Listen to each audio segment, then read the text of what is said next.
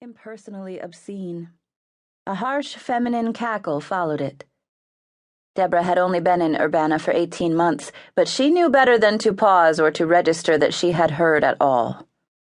Her strides long and purposeful, she stepped off the curb to get into her car. Someone grabbed her from behind. "Oh, baby, ain't you sweet?" The man, 6 inches taller than she and wiry as a spring, stank. But not from liquor. In the split second it took her to read his glassy eyes, she understood that he wasn't pumped high on whiskey, but on chemicals that would make him quick instead of sluggish. Using both hands, she shoved her leather briefcase into his gut. He grunted and his grip loosened. Deborah wrenched away and ran, digging frantically for her keys. Even as her hand closed over the jingling metal in her pocket, he grabbed her, his fingers digging in at the collar of her jacket. She heard the linen rip and turned to fight. Then she saw the switchblade, its business end gleaming once before he pressed it against the soft skin under her chin. "Gotcha," he said, and giggled. She went dead still, hardly daring to breathe.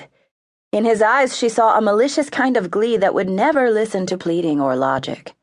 Still, she kept her voice low and calm. "I've only got $25. Jabbing the point of the blade against her skin, he leaned intimately close. Baby. You got a lot more than $25. He twisted her hair around his hand, jerking once, hard. When she cried out, he began to pull her toward the deeper dark of the alley. "Go on and scream," he giggled in her ear. "I like it when they scream. Go on." He nicked her throat with the blade. "Scream." She did, and the sound rolled down the shadowed street, echoing in the canyons of the buildings. In doorways, people shouted encouragement to the attacker. Behind darkened windows, people kept their lights off and pretended they heard nothing. When he pushed her against the damp wall of the alleyway, she was icy with terror. Her mind, always so sharp and open, shut down. "Please," she said, though she knew better. "Don't do this." He grinned. "You're going to like it." With the tip of the blade, he sliced off the top button of her blouse. "You're going to like it just fine." Like any strong emotion, fear sharpened her senses. She could feel her own tears, hot and wet on her cheeks, smell his stale breath and the overripe garbage that crowded the alley. In his eyes, she could see herself pale and helpless. She would be another statistic, she thought dully. Just one more number among the ever-increasing victims. Slowly, then with increasing power, anger began to burn through the icy shield of fear. She would not cringe and whimper. She would not submit without a fight. It was then she felt the sharp pressure of her keys. They were still in her hand, closed tight in her fist.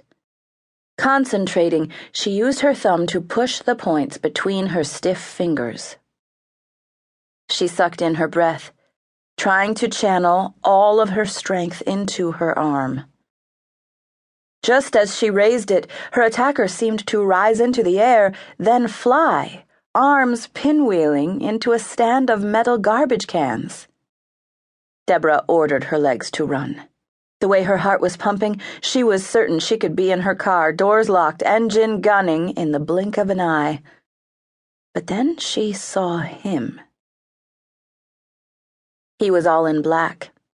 A long, lean shadow among the shadows. He stood over the knife-wielding junkie, his legs spread, his body tensed. "Stay back," he ordered when she took an automatic step forward. His voice was part whisper, part growl. "I think—" "Don't think," he snapped without bothering to look at her.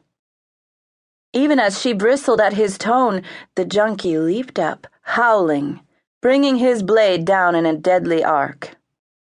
Before Deborah's dazed and fascinated eyes, there was a flash of movement, a scream of pain, and the clatter of the knife as it skidded along the concrete. In less than the